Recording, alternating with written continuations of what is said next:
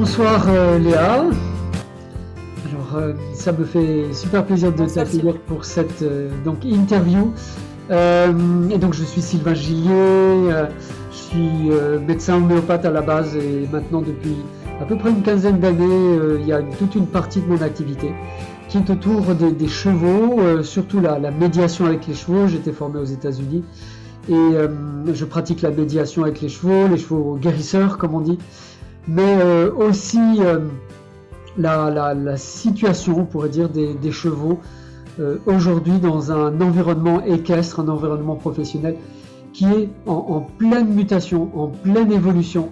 Il y a des créations de lieux équestres qui ne sont pas toujours des centres équestres d'ailleurs. Parfois, il y a des lieux de propriétaires. On avait interviewé Alexandra de la légende de Tara il y a quelques semaines, qui est une propriétaire privée de chevaux. Et donc on a des lieux équestres qui se créent, parfois simplement pour les chevaux en tant qu'animal de compagnie, on pourrait dire. Hein. Il y a des lieux refuges également pour les chevaux en fin de vie. Hein. Et on a interviewé différentes personnes qui accueillent des chevaux en fin de vie et qui accueillent également des personnes pour des activités avec les chevaux. On a interviewé Andy au Portugal qui accueille des chevaux en fin de vie et qui accueille également des personnes pour des activités avec les chevaux. Et donc là ce soir on va un petit peu plus parler des centres équestres. Je crois que les centres équestres sont en pleine mutation. Léa, tu as un site internet qui présente ton lieu qui s'appelle Kairos Équitation. Et donc ton lieu, tu le présentes en disant que c'est un centre équestre du 21e siècle. Et donc je voulais te poser peut-être cette première question, de te présenter qui es-tu et pourquoi tu as eu cette idée de créer un centre équestre du 21e siècle. Bonsoir à tous. Qui je suis? C'est une grande question. En tout cas, moi je suis déjà fille. Ma mère est professionnelle dans les chevaux. Donc, je suis baignée par les chevaux depuis toute petite. Euh, du coup, ils font partie de ma vie. Pour autant, j'avais dit que je n'en ferais jamais mon métier parce que j'en voyais beaucoup de complexité et tout ça, et j'avais envie de continuer à les aimer. Euh, et la vie a fait que aujourd'hui, ils m'accompagnent toujours. Et pour dire qui je suis, je crois que j'ai envie de dire que je suis de plus en plus une passionnée des chevaux et des humains. Ouais. Moi, je suis une passionnée des chevaux et des humains. Et j'aime partager ça et vivre avec mes chevaux. Aujourd'hui, je vis vraiment avec mes chevaux et je crois que c'est vraiment ça ouais, qui me passionne aujourd'hui et qui détermine une partie de qui je suis, en tout cas. Mm. Ok. Ouais. Je suis plein d'autres choses, mais en tout cas, c'est ça qui nous réunit aujourd'hui. C'est sûr, c'est sûr. Et donc ta maman est également une professionnelle du monde équestre. On l'avait interviewée d'ailleurs, je crois, il y a maintenant 2 mois, 2 ou 3 mois, hein, et qui a pris sa Ouais. retraite, hein, je crois maintenant. Donc tu as pris la relève et peut-être avec d'autres intentions, une autre orientation. Donc comment ça a été pour toi de reprendre finalement le centre équestre et de changer la donne, finalement, tu suis peut-être les traces de ta maman, mais tu as, si j'ai bien compris, l'intention de faire autrement. Oui, alors oui et non, dans le sens où on a été associés pendant très longtemps, pendant un certain temps, un peu plus loin en Bretagne, on a déménagé récemment. Et il y a dans ce centre équestre, on était à Brocéliande avant.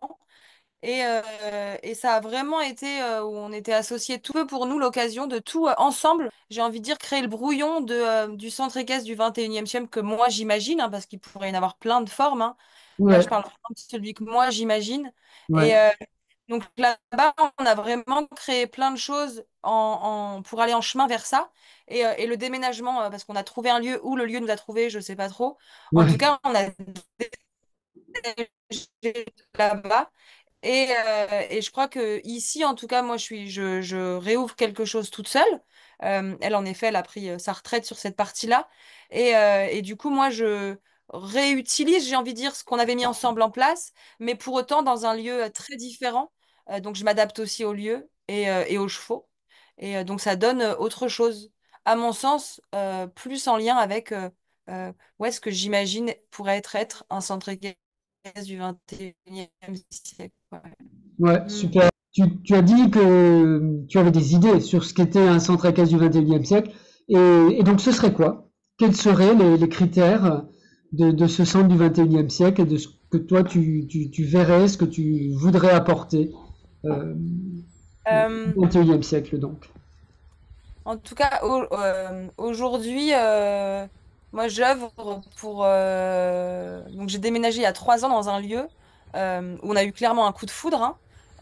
C'est un ancien hameau qui a été inhabité et inexploité pendant plus de 40 ans, sur du et dense.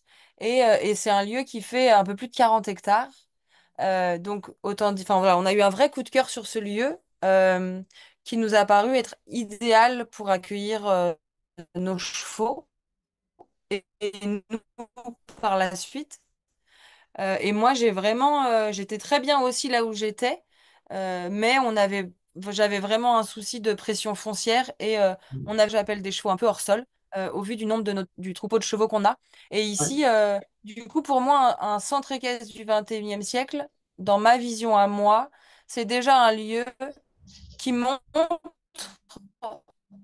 et qui propose un mode de vie adapté au cheval et fondamentaux des chevaux l'espace et l'accès à la ressource. Ils mangent plein de plantes très différentes au gré de leur journée. Ils mangent pas que de l'herbe et du foin. Et à mon sens, du coup, il y a ça qui est déjà important. Et je pense que la vie de troupeau fait partie du centre équestre du 21e siècle parce qu'un cheval, ça vit pas seul. Donc, il y a aussi toutes ces interactions qu'on peut voir si on prend le temps d'observer. Et je crois que l'observation fait partie des activités que moi, je propose pour observer, en fait, avant même de demander un truc au cheval, ben, m'inspirer de lui. Et on a beaucoup de choses à apprendre. Voilà, ils ont une gouvernance non prédateur qui est inspirante. Et je crois que voilà, elle rend l'homme meilleur. ouais, Et je crois que ça part de là, en fait. À mon sens, le centre équestre du 21e siècle, il ouais, part de comment font les chevaux pour s'inspirer dans leur mode de communication. ouais, Et moi, j'ai cette lecture-là qui m'inspire. Et j'ai fait des formations qui ont aussi nourri ma proposition et qui, à mon sens, vont dans ce courant-là. Et il y en a plein d'autres. Ça, c'est mes chemins à moi, hein. Mais qui sont bah, le cheval qui il est et qu'est-ce qu'il m'apprend pour pouvoir rentrer en lien, en communication avec lui et mieux le comprendre. J'ai un aspect aussi qui est vraiment, moi j'ai participé à la création d'une école alternative, ça n'a aucun rapport avec les chevaux, mais je suis rentrée dans bah, comment l'enfant il apprend, comment le jeune apprend, ouais, et comment ça détermine moi ma façon pour moi de participer à ça, ouais, formée à la CFV, et ça a nourri aussi mon enseignement. Et je crois que le centre équestre du 21e siècle, il est aussi où moi, enseignant d'équitation, et ben, je vais chercher ailleurs que dans l'équitation ou les formations que équestres. Il y a vraiment ouais, des choses à apprendre partout pour avoir une vision plus globale et nourrir notre approche. Et enfin, moi, dans mes grandes lignes qui m'ont vraiment porté, aujourd'hui, c'est aussi et de l'esprit de l'humain. Et je crois que tout ça, aujourd'hui, c'est ça qui m'anime. Aujourd'hui, ouais. parce que demain, je ferai une nouvelle formation, c'est sûr. Euh, et tout ça, ça œuvre vers le centre équestre du 21e siècle, à mon sens, où le Ah, cheval et l'humain, tous les deux sont pris en compte. 100% d'accord avec toi. C'est sûrement pas moi qui vais dire le contraire sur l'importance de l'espace, de la variété. Comme je te disais avant, moi j'ai la chance d'avoir mes chevaux carrément dans un espace naturel, un peu moins grand quand même, mais Ouais. c'est vrai qu'en liberté, les chevaux ont un comportement différent sur les choix alimentaires, absolument, et l'observation, parce que un cheval dans un box, bon, au niveau de l'observation, ça risque d'être vite limité, hein, tandis que c'est vrai que quand ils sont en troupeau, quand il y a notion d'espace. Non seulement l'observation est intéressante, mais en plus il y a cet aspect pédagogique. Et tu parlais de l'école, de la pédagogie, de la CNV. Mais pour moi, au contraire, ça a beaucoup de choses à voir avec les chevaux et Oui, peut-être c'est ça. aussi même avec l'enseignement de l'équitation, parce que quand on commence par observer, on apprend beaucoup de choses sur les chevaux qu'on n'apprendrait pas si on leur mettrait le filet, la selle sur le dos et vas-y en balade, quoi. Mm. Ouais, tout à fait. Mm. Ouais. Et donc l'enseignement, le facteur humain, le troupeau, l'observation, la vie en espace. Donc tout ça, bien sûr, sont des facteurs de bien-être du cheval. À ton avis, quels sont les facteurs les plus importants? Et s'il devait y avoir une réglementation par rapport au centre équestre, à ton avis, quels devraient être les facteurs de bien-être, entre guillemets, hein, obligatoires quand on gère un centre équestre, à ton avis? Euh, il y en a beaucoup, hein. Oui, En tout cas, le premier, je pense que c'est déjà vraiment les chevaux, ils vivent ensemble. Et ça, je ok. crois que c'est vraiment. Enfin, il y a vraiment. Le cheval vit en troupeau et il vit dehors. Il vit dehors. Ouais. Eh ouais. Et je pense que vraiment, pour les chevaux, c'est déjà utile de m'arrêter à ça. Mais En Suisse, il y a une loi qui empêche les chevaux d'être seuls. Ils sont ouais, obligés d'être minimum deux. ouais. Après, s'il y avait une loi qui oblige à ce qu'il y ait un troupeau et qu'il y ait un minimum d'espace, peut-être des centres équestres qui seraient en difficulté en France parce que vous avez eu la chance de trouver un lieu avec 45 hectares et ça c'est formidable, mais est-ce que tu penses qu'il y aurait d'autres alternatives, d'autres solutions pour apporter du bien-être au cheval, même si on n'a pas 45 hectares d'espace naturel? Bah, déjà, là où on était, nous, avant, on n'avait pas 45 hectares et nos chevaux, on a eu un troupeau de chevaux qui est monté jusqu'à une quarantaine et qui vivait sur une dizaine d'hectares. Donc, autant Oui, dire qu'on était ce qu'on appelle en surpâturage, quoi. bien sûr. Euh, donc, ça se fait oui, enfin, certains vont mieux vivre que d'autres, d'autres moins bien. Euh, je n'ai pas envie d'être extrémiste. Pour autant, je pense que quand même à terme, il y a peut-être des endroits où ça n'a pas de sens de voir des chevaux. Enfin, aujourd'hui, on dit que les animaux dans les cirques, c'est questionnant ou même ça devient interdit, je crois. Ouais, c'est Euh, interdit maintenant. est-ce que vraiment, c'est ça, donc est-ce que vraiment d'avoir des chevaux en plein milieu de Paris qui vivent en boxe et qui ne voient la lumière que quand ils vont du box au manège, est-ce que vraiment c'est normal? Ouais, je crois que j'ai envie de dire non, c'est pas normal en fait. Mm. Et que peut-être il y a des endroits où non, les centres équestres, ils devraient pas être. Ouais, Ouais. ouais, je crois que j'ai envie d'être ferme là-dessus, ouais. Ah bah J'ose le écoute, dire. voilà, on Ouais. envoie un petit message activiste à l'étrier de Paris, ou je sais pas, en tout cas au centre équestre qui sont au milieu de l'agglomération parisienne. C'est vrai qu'il y en a un certain nombre, et encore l'étrier de Paris, je crois que c'est dans le bois de Boulogne, ils ont encore un tout petit peu d'espace. Mais c'est vrai, Ouais. il y a des centres équestres qui sont dans un environnement totalement urbain. Et voilà, et on peut se poser cette question-là, effectivement. Et voilà, d'ailleurs, il y avait. Après, je pense, Oui, et après, je pense qu'il y a aussi, il y a vraiment des gens aujourd'hui, en tout cas, parce que c'est quand même une question très d'actualité, et tout le lancement et l'effet des équipistes, des paddock paradise, justement de comment on peut adapter. Moi, j'ai une copine qui a un centre équestre vers Rouen, un gros club sur un tout petit espace. Et c'est optimisé, c'est un jardin de poupée, entre guillemets, c'est ultra optimisé. Donc, il y a vraiment des gens qui réfléchissent et il y a des choses possibles, je crois. Euh, voilà, après, euh, merci Isabelle. Désolée hein, pour ces problèmes techniques. voilà. Voilà, donc on disait au niveau de l'espace, au niveau des pensions, qu'il y a cette possibilité avec les paddock paradise, effectivement. Euh, voilà, et en même temps, il y a certains propriétaires de chevaux qui ont des exigences. Et on en parlait pendant la préparation. Quid des humains, des propriétaires et des exigences ou des questions des propriétaires. Et voilà. Bah, moi, ouais, cavaliers ou personnes propriétaires de chevaux, j'y suis pas vraiment concernée parce que enfin, c'est ce que je te disais. C'est Ouais. que moi, liberté tous ensemble. Alors, il peut y avoir des petits sous-groupes, mais c'est vraiment un troupeau qui est vraiment très lié. Et ça serait vraiment, à mon sens, violent pour eux et pour le cheval rentrant. Du coup, pour cette raison-là, je ne fais rentrer aucun cheval dans le troupeau, sauf si il était amené à rester plusieurs années. Quand je dis, c'est pas quelques mois, hein, c'est plusieurs années, hein. Parce que moi, j'ai un troupeau qui est stable, hein. Donc, quand tu es stable, c'est qu'on observe des signes bien précis qui dit que qu'ils vivent bien ensemble et que c'est équilibré et ils gèrent leurs émotions grâce à chaque individu. Euh, donc, si je déséquilibre ça, ça remet du temps à se créer. Et moi, l'arrivée sur le nouveau lieu, de passer de 10 hectares à 40 hectares, c'était tout un cheminement pour eux. Et ça a mis ouais, presque 2 ans, j'ai envie de dire, à ce que ça se stabilise. Du coup, je fais attention à l'équilibre du troupeau. Ah oui. Ouais. Et donc Donc, tu expliques aux éventuels propriétaires que s'ils mettent leur troupeau, ils s'engagent à laisser le cheval en troupeau ouais, pendant une période de plusieurs années.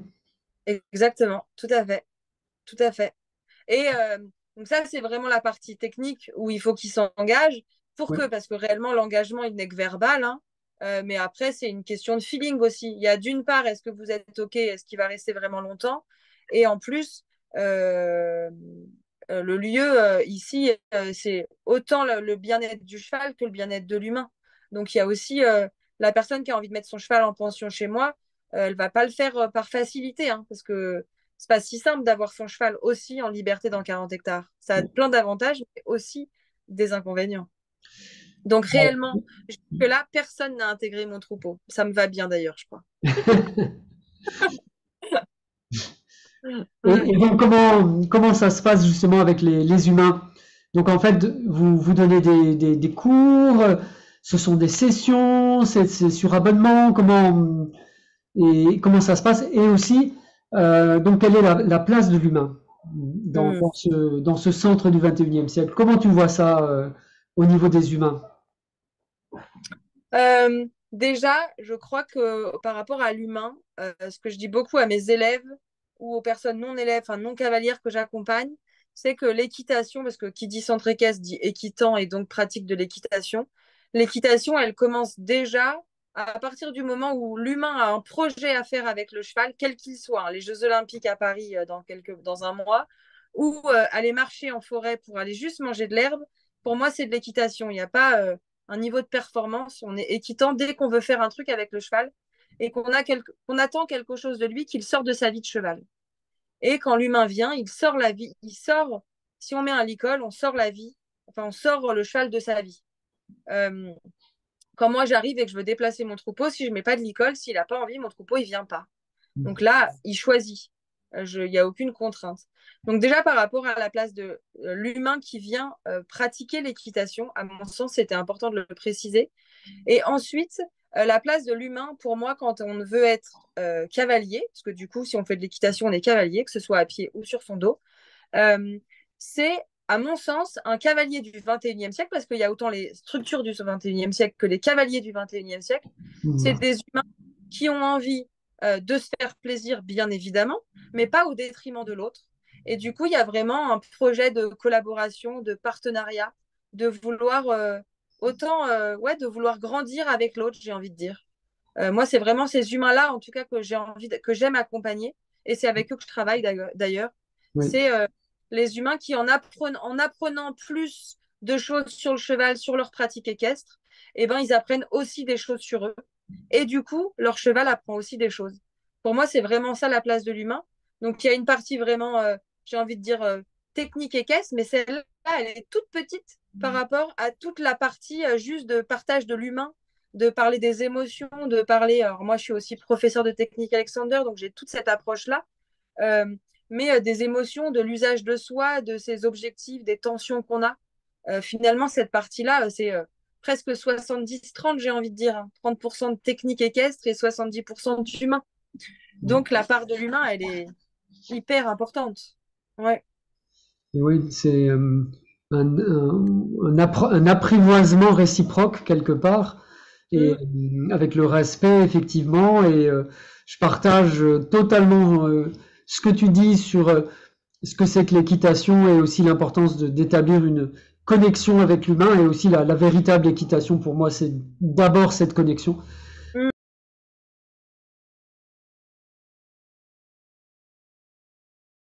Mm. Donc facteur humain, facteur des émotions, facteur d'apprentissage de l'un et de l'autre.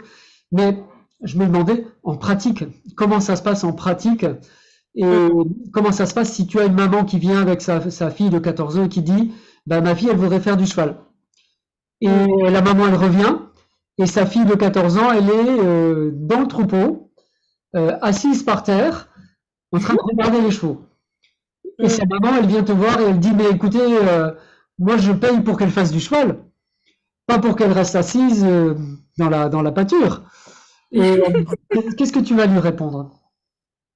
Alors, par expérience, parce que ça m'est arrivé forcément, hein. Oui, Aujourd'hui, je préviens beaucoup les gens avant. Du d'accord. coup, il y a vraiment une mise en lien avant de s'inscrire chez moi pour éviter ce genre de tracas.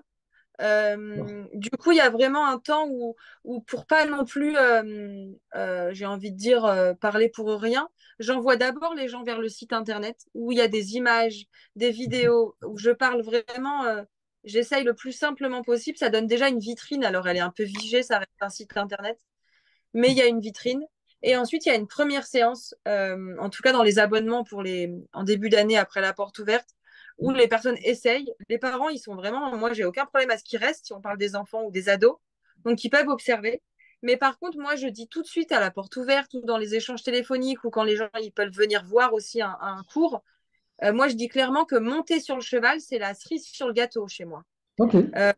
C'est pas le gâteau et puis la connexion, c'est la chantilly, pas du tout. Monter dessus, il n'y a aucun problème, on peut monter dessus. Moi, j'ai des chevaux, ils montent dessus et même certains adorent qu'on monte dessus. Il y a des trucs super à faire avec eux dessus. Et moi, j'adore aussi.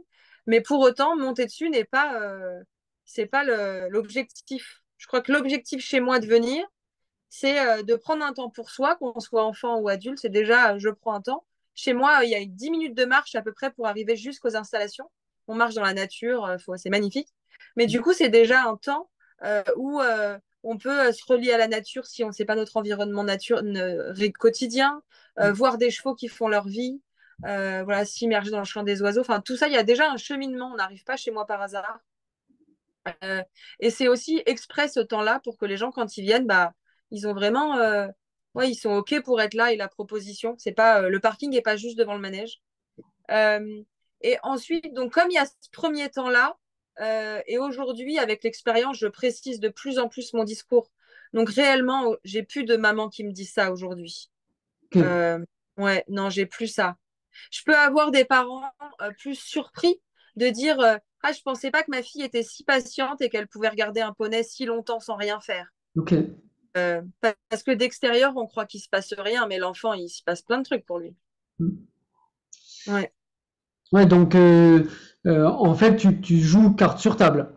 exactement. Voilà, tu dis aux Ah, gens qu'est-ce qui va se passer, carte sur table, et puis bah, la personne qui veut pas ça, bah, j'imagine elle va aller le voir voisin, ailleurs. Voilà. exactement. Ouais. Et en tout cas, ça donne envie vraiment de venir visiter ton centre. Donc le site internet s'appelle Kairos Équitation, hein. Je le mettrai en dessous dans la description de la vidéo. Et effectivement, c'est un site internet qui est très bien fait, qui explique bien bah, qu'est-ce qui va se passer, quel est le projet global, et qui m'a donné envie de t'interviewer d'ailleurs quand j'ai vu le site, parce que ça donne vraiment envie. Mm. Et voilà, donc les humains. Et donc, comment ça se passe? Une autre question que je voulais te poser, c'est la question des chevaux au travail, des jeunes chevaux, et des chevaux qui sont étiquetés difficiles. Donc, ils sont en rééducation, Et donc les gens qui vont amener un cheval éventuellement pour dire ben voilà, je sais pas, il saute puis les obstacles, faites quelque chose, réparez-le. Et ils vont laisser le cheval en rééducation pendant 2-3 mois, ou alors il embarque, le cheval il embarque, réparez-le et vous me le rendrez quand il sera réparé. Et, Mm. quelle est ta position par rapport à ça? Alors, les jeunes chevaux, moi, me remets à faire un tout petit peu d'élevage, parce qu'on en a fait fut un temps, mais à un moment donné, comme on vend pas, il faut arrêter. Oui, Euh, du coup, là, on reprend tout doucement. On a eu un petit bébé cette année. Euh, Moi, j'ai un troupeau. Donc, qui dit troupeau dit vie de troupeau naturel, j'ai envie de dire. Hormis que, voilà, si c'est un mâle, on le castre à un moment donné pour une simplicité pour nous, j'ai envie de dire, hein, clairement. Euh, et les chevaux assez jeunes, par là, par exemple, si je parle concrètement, moi j'ai du coup une petite pouliche qui a 2 mois, qui est dans ce troupeau-là et qui suit le troupeau. Donc, elle a vraiment eu une phase au début de. Elle a fait sa vie avec sa maman et aujourd'hui, elle est vraiment dans le troupeau. Et en fonction de son envie, elle va au contact de l'humain. Donc, moi, j'ai posé un cadre auprès des personnes qui viennent où, si elles sont. Enfin, comme n'importe quel cheval, en fait, si on a un signe qui dit non, on n'y va pas. Ça s'appelle le consentement. Et le consentement, ça se respecte. Et du coup, à partir du moment où un cheval dit non, qu'il ait 2 mois ou 30 ans, on n'y va pas. Et là, cette pouliche, en l'occurrence, c'est curieux. Donc, quand elle a envie, elle vient voir l'humain. Donc, il y a une sociabilisation, j'ai envie de dire, qui se fait à son rythme. mhm, Euh, et ça va perdurer le temps qu'elle grandisse. Moi, débourrer, s'il faut utiliser ce mot-là, en tout cas, d'éducation, il se fait, à mon sens, selon moi, de façon hyper épurée dans le temps. Là, cette pouliche, elle a 2 mois, mais de temps en temps, comme un bébé, elle joue avec ses antérieurs, elle les envoie vers l'humain. Et ben pour moi, c'est une situation où on peut travailler. Donc, je peux attraper un antérieur, elle me le donne quelque part, comme un enfant qui joue. Donc, je peux l'attraper. Donc, c'est plein de mini-situations qui permettent de déjà lancer une sorte d'éducation, j'ai envie de dire. Euh, donc, le jeune cheval, on a tout, quand on vit avec eux et qu'on a ce temps-là et qu'on voit, en fait, qu'on a la connaissance de voir et de répondre à ses propositions, et ben, cette pouliche, elle a 1 mois et on a déjà fait plein de choses que quand elle a envie et le temps qu'elle veut. Et, euh, et ça, je crois que c'est vraiment ouais, une belle opportunité pour moi de vivre ça et pour elle. Et après, quand on sait que la croissance d'un cheval, elle se termine aux alentours des 7 ans, moi, en tout cas, quand j'ai appris ça, ça m'a vraiment fait poser des questions sur le travail du jeune cheval. Euh, c'est aussi ça qui a limité dans l'élevage, parce que nous, on faisait un élevage de chevaux de CSO, mais autant dire qu'un élevage de CSO, si à 2-3 ans, tu commences pas à les faire sauter, tu es en retard. Euh, mais du coup, moi, ça m'a permis. J'ai arrêté. Du coup, j'ai pas continué dans cette voie-là parce qu'il y avait un endroit où c'était pas congruent avec mes valeurs. Et du coup, l'éducation du jeune cheval, pour moi, elle se fait à son rythme, en partant, en ayant cette conscience qu'à 7 ans, il est vraiment fini. Et encore, hein, il y a des chevaux, ils sont un peu tardifs. Il y a des chevaux, ils sont plus précoces. On n'est pas tous fait pareil. Mais réellement, le cheval, il va commencer le travail pas avant 7 ans réellement. Avant 7 ans, on est dans de l'éducation, de la préparation. On va pouvoir monter dessus, hein. Mais une fois quand il sera prêt et à son rythme, j'ai envie de dire. Euh, voilà pour ma vision du jeune cheval. et Et au niveau du sevrage? alors moi, je ne sèvre pas. Ok. Ouais, moi, je sèvre pas parce que les chevaux le font tout seuls. Oui. Euh, du coup, bah, je les laisse faire, en fait. Et, autant, moi, donc, j'ai fait pas mal d'élevage, autant j'ai pu voir une maman qui allaitait ses 2 bébés, celui de l'année, celui passé. Du coup, elle en allaitait 2, bah, elle avait ce qu'il faut, hein, elle fabrique du lait en conséquence.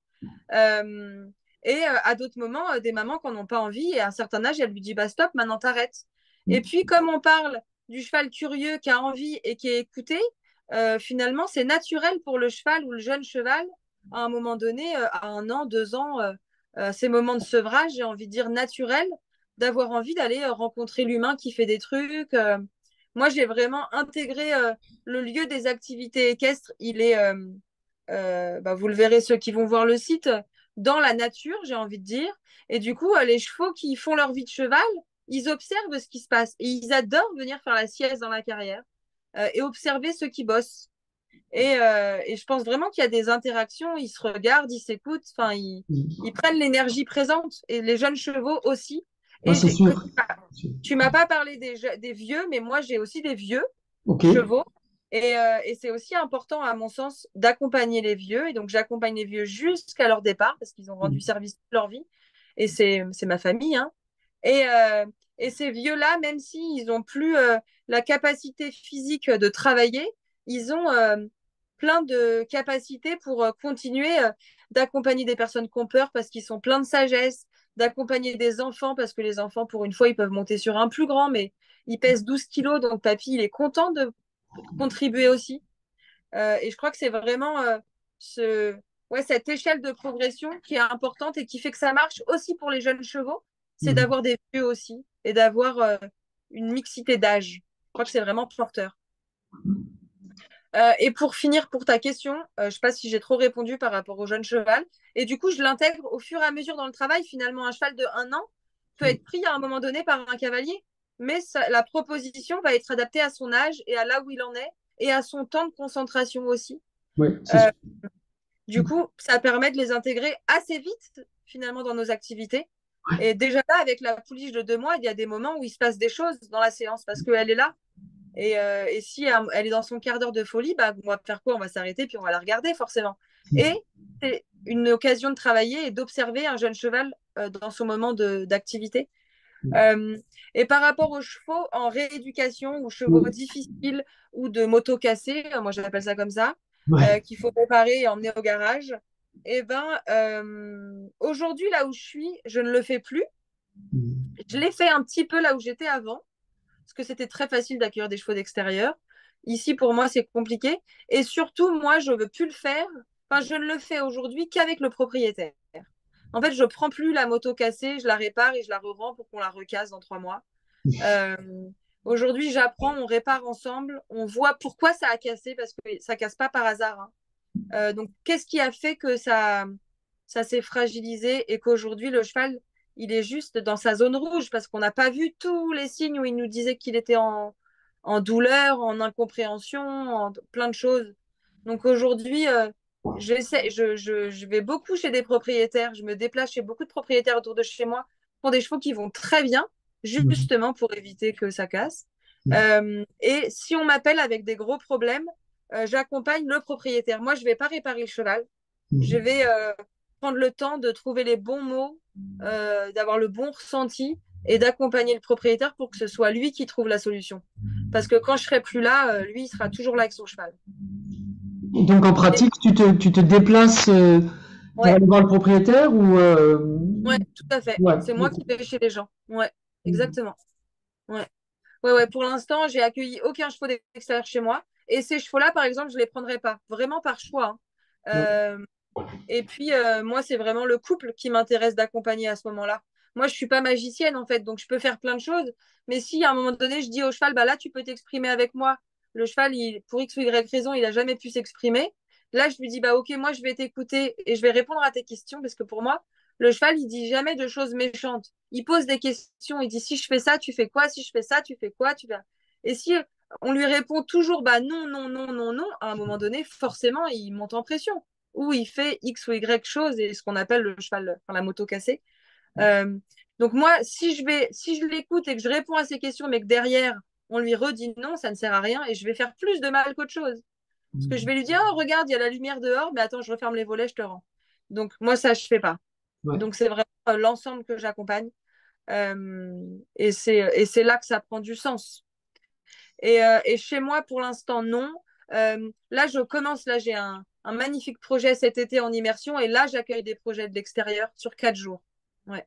Donc de Et, personnes qui viennent avec leur cheval, avec leurs chevaux et ou là, ouais, bah, du coup, j'en parle, je fais un peu de pub pour un super projet que je co-anime avec Morgane Penquin de l'équitation collaborative. moi je Elle, la connais bien, oui, tout à fait, elle est voilà, super, ouais, absolument. exactement. C'est une très belle rencontre toutes les deux où on a vraiment la même base de valeurs sur la relation au cheval et à l'équitation. On a cette base commune. Elle a cette spécificité-là de, tout en ayant comme premier pilier la relation avec le cheval. et le bien-être du cheval et de l'humain. Elle amène sa connaissance en biomécanique, donc dans le fonctionnement du cheval, euh, que ce soit un fonctionnement du cheval technique pour des gens qui font de la compétition, mais pour des gens qui font que du loisir ou qui ont un jeune cheval ou un cheval que à pied. Enfin, il y a biomécanique, ça peut faire un peu peur des fois. On croit que c'est que pour l'élite, mais pas du tout. C'est vraiment le fonctionnement juste du cheval. Ça peut être marcher dans la forêt. Il y a une sorte de biomécanique pour aller marcher dans la forêt avec son cheval. Et moi, dans ma spécificité, qui est le fonctionnement de l'humain par la technique Alexander. Donc là, on a eu envie de créer 4 jours autour du fonctionnement du cheval et de l'humain. Chez moi, en Bretagne, la première semaine d'août. Ah, super. Tu m'enverras le lien, je le publierai sous la vidéo. Ouais, carrément, merci. Ouais, avec plaisir. Et Avec voilà, plaisir, c'est tout et à ça, fait le genre d'initiatives qui sont importantes pour que justement ouais, ça se développe avec tous les aspects dont tu as parlé de bien-être avec ouais, les chevaux, mais aussi de compréhension mutuelle. c'est ça. Et dans ce cadre-là, moi, j'adore accueillir des chevaux de l'extérieur parce qu'on va vivre quelque chose ensemble et que le propriétaire va repartir avec et il pourra continuer de partager ça. Donc, dans ces cas-là, oui, je prends les chevaux d'extérieur. Mm. Super. Merci Léa. Et dernière question, parce on s'achemine petit à petit vers la fin de l'interview. Également, s'il y a des questions, posez vos questions dans le chat. On prendra éventuellement quelques minutes pour répondre à vos questions. Anaïg, on va répondre à ta question tout de suite dans quelques minutes. Donc pour terminer, je voulais te poser cette question. Comment est-ce que tu vois les centres équestres dans 5 ans de maintenant? Dans Ouais. 2030, disons. 2029 ou 2030. Comment est-ce que tu vois l'environnement équestre? Sacrée question. Bah, De ton point de vue par rapport ouais, à... ouais. En tout cas, Voilà. c'est ma vision à moi. Là, tout de suite, maintenant, peut-être demain, pourrais répondre un peu autre chose, mais en tout cas, là, tout de suite, j'ai envie de dire que c'est un lieu où on prend en considération autant le cheval que l'humain à 50-50. Et les deux sont importants. C'est pas soit que l'humain et on a une super ambiance, c'est hyper familial, mais le cheval, bon, on fait ce qu'on peut. Et c'est que le cheval et l'humain, bah, on est tellement pris par prendre soin des chevaux qu'il n'y a pas de place pour l'humain. Donc, ça serait vraiment un lieu qui a une vision globale du bien-être et que ce n'est pas le bien-être du cheval ni le bien-être de l'humain, c'est le bien-être du vivant dans sa globalité. Je crois que c'est ça que j'aurais envie de dire. Bien-être du vivant dans sa globalité. Bah écoute, on va entendre en tout cas ta demande. J'espère que, comment dire, l'esprit des chevaux, s'il nous écoute, il va faire en sorte que ça puisse se passer. Et peut-être éventuellement aussi Serge Lecomte de la Fédération d'équitation. Mais, euh, mais en tout cas, espérons qu'effectivement il y ait une évolution dans ce Mm. sens-là. Et aussi qu'il n'y ait pas trop de centres équestres qui soient amenés à fermer, hein, avec tout ce que ça suppose pour les chevaux et le personnel, les salariés, etc., etc. Mais qu'on trouvera une évolution respectueuse pour les chevaux et aussi pour les humains et pour le facteur humain. Merci Je pense beaucoup, en tout cas, Léa. je rebondis sur ce que tu viens de dire parce que pour pas être extrême, comme tu l'as dit, c'est important que les clubs ils continuent de vivre et tout ça. Et je pense vraiment que la plupart des clubs qui existent aujourd'hui, il suffit juste de se former, en fait, d'apprendre. Et je crois qu'en apprenant, il y a on trouve des solutions, mais pas rester seul avec ces. Et aujourd'hui, moi, quand j'ai commencé à transformer, enfin, quand on a commencé à transformer notre lieu, donc il y a à peu près une quinzaine d'années, on était assez seuls. Mais aujourd'hui, on l'est plus, hein, donc on nous regarde plus avec des yeux ronds quand on dit que nos chevaux ils vivent dehors toute l'année, tout ça. Il y a 15 ans, on était un peu regardé bizarre, mais aujourd'hui, plus. Donc autant profiter de l'expérience. Enfin, moi, j'adore quand on m'appelle et en me disant, je me pose des questions, j'ai envie de bouger, mais je sais pas par où.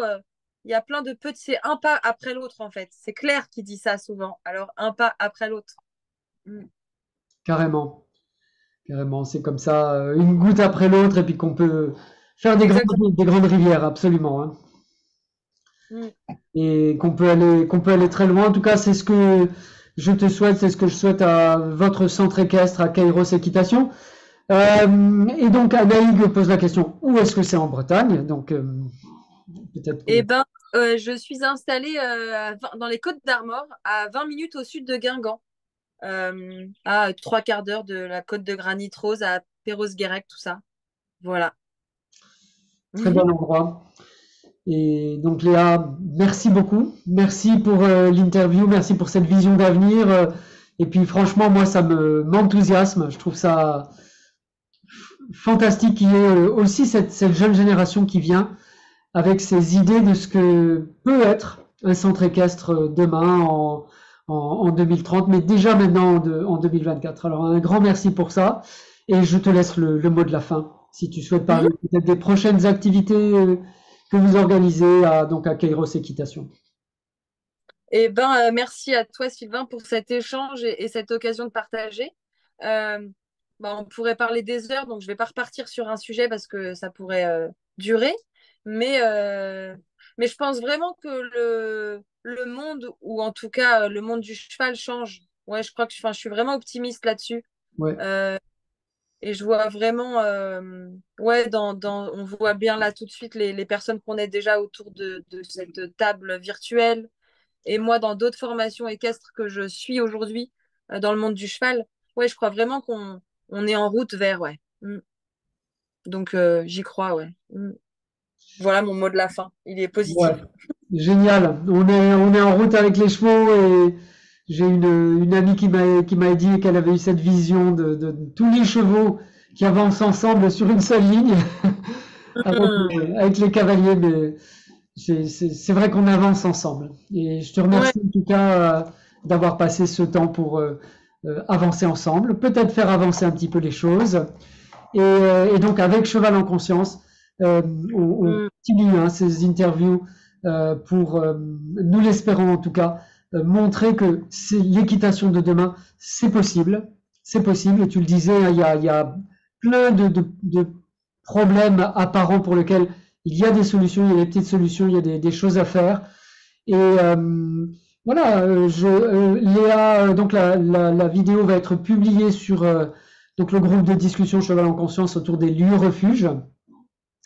Et si vous avez d'autres questions qui vous viennent en regardant le replay ou voilà, n'hésitez pas à poser ces questions sur la plateforme. Et donc Léa, je te les ferai passer, ou des personnes qui veulent avoir d'autres infos sur ce centre équestre modèle et qui pour moi vraiment représente toutes les valeurs presque idéales de ce que pourrait être un centre équestre respectueux de l'humain et du cheval. Merci à toi. Merci donc à nos spectateurs pendant ce live.